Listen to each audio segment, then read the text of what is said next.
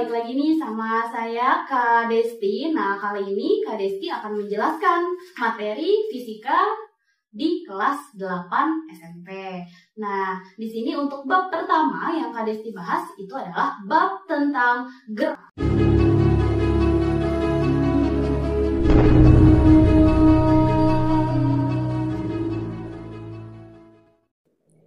Untuk membantu channel ini agar dapat terus berkembang, jangan lupa bantu subscribe, like, komen, dan share ya teman-teman.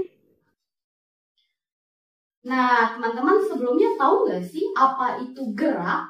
Nah, jadi berbicara tentang gerak di dalam ilmu fisika berarti kita berbicara tentang titik acuan. Nah, titik acuan itu apa sih, Kak?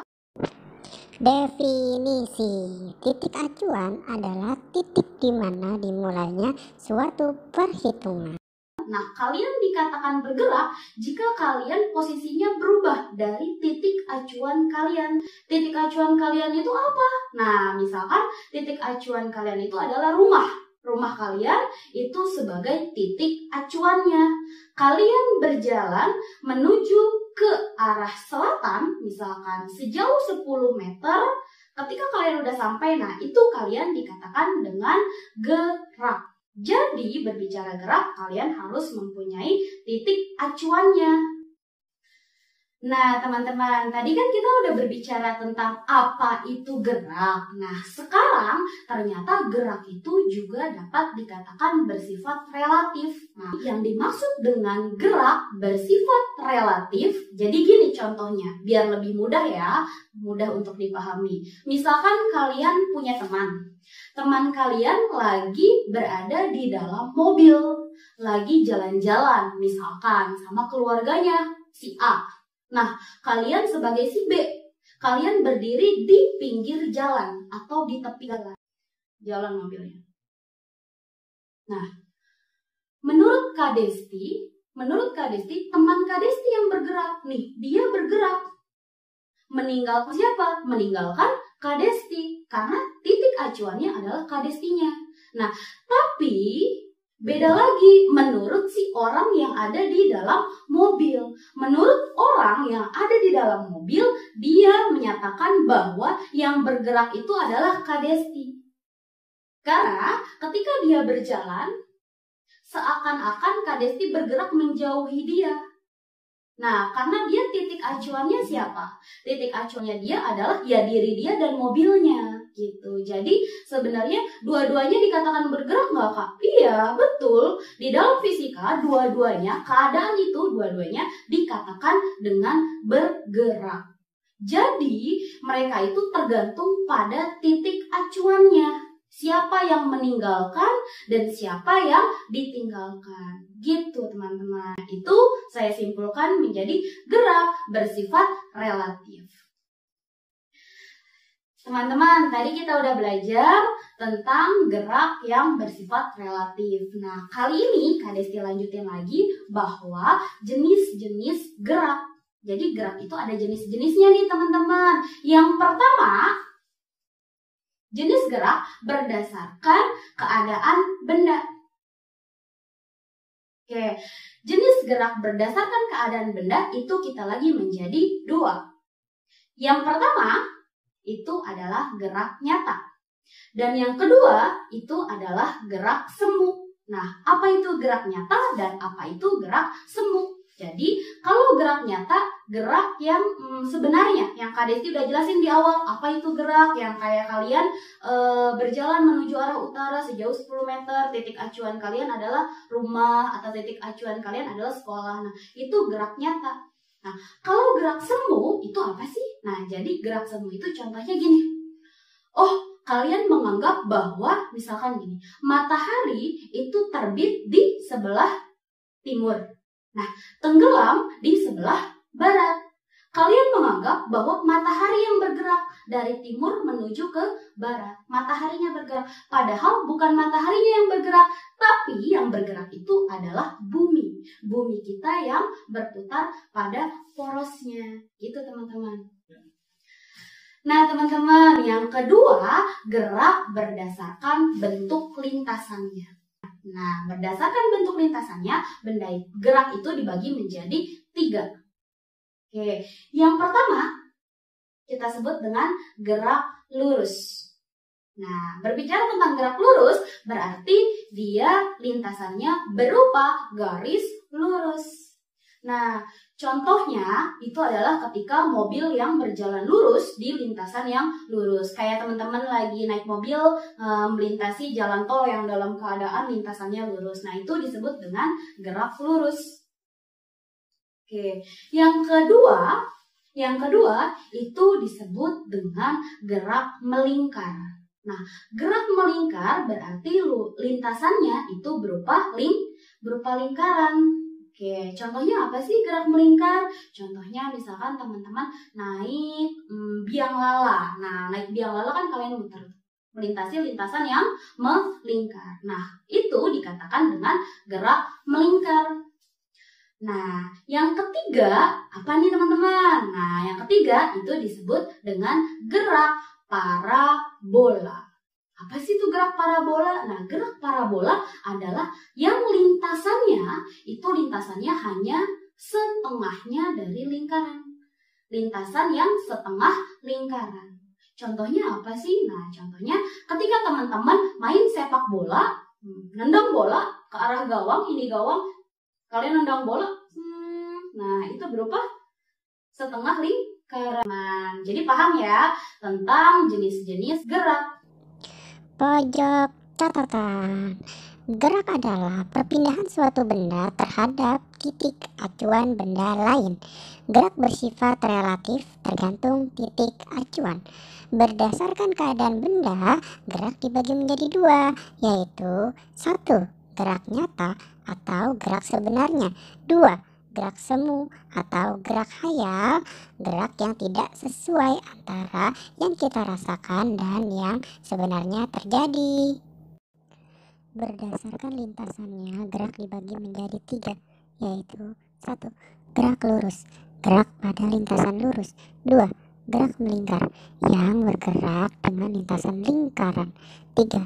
Gerak parabola, yaitu gerak pada lintasan parabola.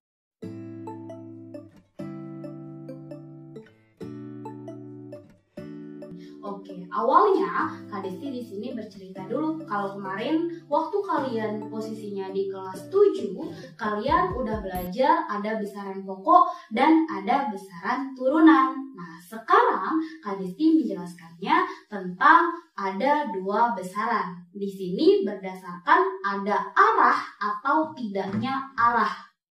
Oke, jadi ketika berbicara besaran yang mempunyai arah, angka diikuti dengan arah itu disebut dengan besaran vektor.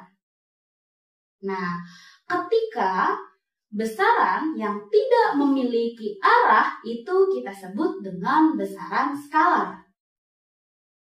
Oke, apa sih bedanya skalar sama vektor? Contohnya gini deh teman-teman. Misalkan kalian berjalan, itu ada arahnya, arah utara, arah selatan, arah timur. Nah, ketika kalian menimbang massa kalian dengan menggunakan timbangan, ada arahnya tidak?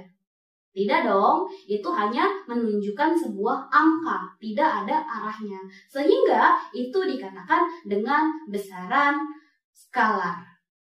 Nah, gitu ya teman-teman. Oke, ketika di sini Kak Desti lanjut, itu belajar tentang unsur-unsur di bab tentang gerak. Kita belajar yang pertama ada yang namanya jarak dan ada yang namanya perpindahan. Oke, kita ulas satu-satu ya. Apa itu jarak dan apa itu perpindahan?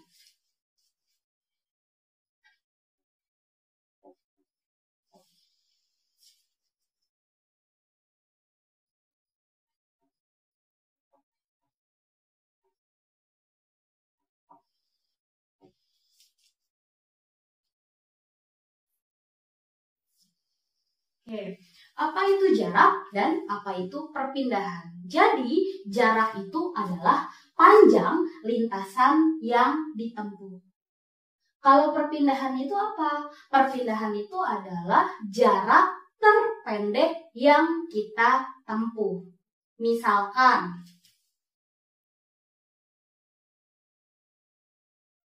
oke, jadi gini teman-teman, ada jarak itu misalkan gini, ini kalian, ini ada rumah, dan di sini ada sekolah. Nah, apa itu jarak? Jarak itu adalah panjang lintasan yang ditempuh. Nah, mana lintasannya nih? Nah, lintasannya itu ada di sini teman-teman. Nih, yang melingkar di sini, yang udah Kak Desti gambarin, nah ini adalah lintasannya. Jadi, kalian berjalan dari titik awal menuju titik akhir, melewati jalanan ini kita sebut dengan jarak. Lintasan yang kalian tempuh. Nah, apa sih bedanya Kak Desti sama perpindahan? Nah, kalau berbicara tentang perpindahan, berarti kita berbicara tentang jarak terpendek kuncinya. Oke, jarak terpendek. Apa itu jarak terpendek? Nah, jarak terpendek itu adalah dari titik awal menuju titik akhir. Ini kita tarik garis lurus. Kita tarik garis lurus dari titik awal ke titik akhir. Oke, Kak Desti tarik garis lurus ya. Nah, garis lurus di sini, garis lurus ini, nah ini kita sebut dengan perpindahan. Oke, jadi Kak Desti warnain pakai spidol yang berbeda ya. Ini warna biru, jadi kita gini. Nah, ini. Nah, lintasan yang ini, yang Kak Desti tandain, ini kita sebut dengan perpindahan. Jadi, jarak terpendeknya yang kalian tempuh. Kalau jarak yang panjang, lintasan yang panjang, itu kita sebut jarak. Nah, lintasan yang pendek, atau di sini Kak Desti garis bawahi lintasan. Nah, lintasan yang terpendek, itu kita sebut dengan perpindahan. Paham ya teman-teman semuanya? Nah teman-teman, setelah kita tahu atau kita berbicara tentang jarak dan perpindahan, berarti poin berikutnya kita harus mengetahui tentang kelajuan dan tentang kecepatan. Oke, Kak Desti tulis ya. Jarak, kelajuan, di sini ada perpindahan, di sini adalah kecepatan. Nah, jadi gini teman-teman, ketika kita berbicara tentang jarak, maka kita berbicara tentang sebuah kelajuan. Ketika kita berbicara tentang perpindahan, maka kita membicarakan sebuah kecepatan. Beda ya teman-teman antara kelajuan dan kecepatan. Nah, apa sih itu kelajuan, Kak? Nah, kelajuan itu adalah jarak per satuan waktu. Jadi, ulangi lagi ya. Kelajuan itu adalah jarak per satuan waktu. Sehingga bisa kita tulis rumusnya bahwa kelajuan atau V sama dengan jarak per satuan waktu. Jadi kita bisa singkat rumusnya bahwa V sama dengan, kalian udah belajar kalau jarak itu adalah, simbol jarak itu adalah S dan simbol waktu adalah T.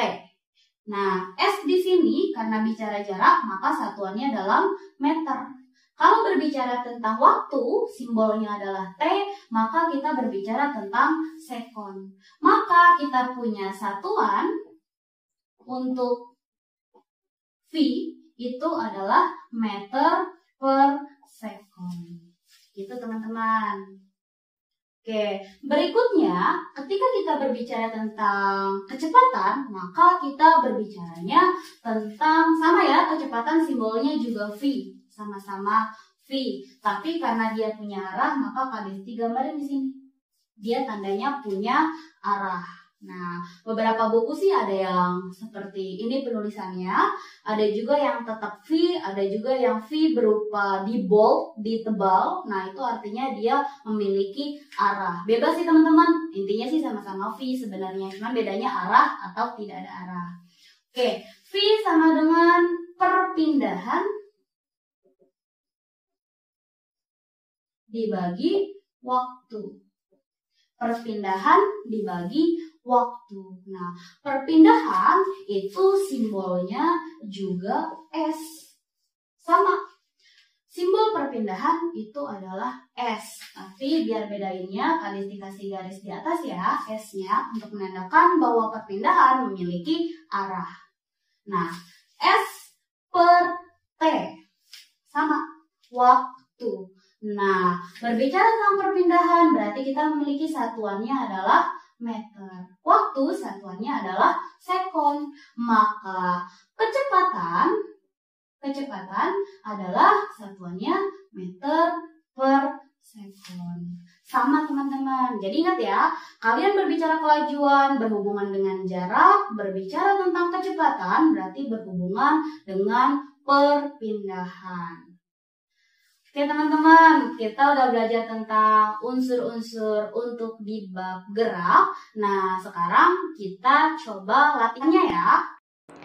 Pojok catatan, besaran skalar, besaran yang hanya memiliki angka atau nilai, besaran vektor, besaran yang memiliki arah dan angka atau nilai. Unsur-unsur pada bab gerak yaitu 1. Jarak, lintasan sebenarnya, termasuk besaran skalar, memiliki satuan meter. 2. Perpindahan, lintasan terpendek atau termasuk besaran vektor, memiliki satuan meter. 3. Kelajuan atau jarak per satuan waktu, memiliki rumus V sama dengan S dibagi T. 4. Kecepatan adalah perpindahan per satuan waktu, memiliki rumus V sama dengan S dibagi T. Oh iya, untuk perpindahan, karena perpindahan merupakan kecepatan vektor, maka di V-nya ada lambang tanda panah dan S-nya pun juga. Nah, berikutnya teman-teman, untuk contoh soal di video kali ini ada di sini. Nanti teman-teman bisa skip videonya terus dicatat soalnya. Nah, Kak Desi sekarang akan bahas. Oke, untuk contoh yang pertama,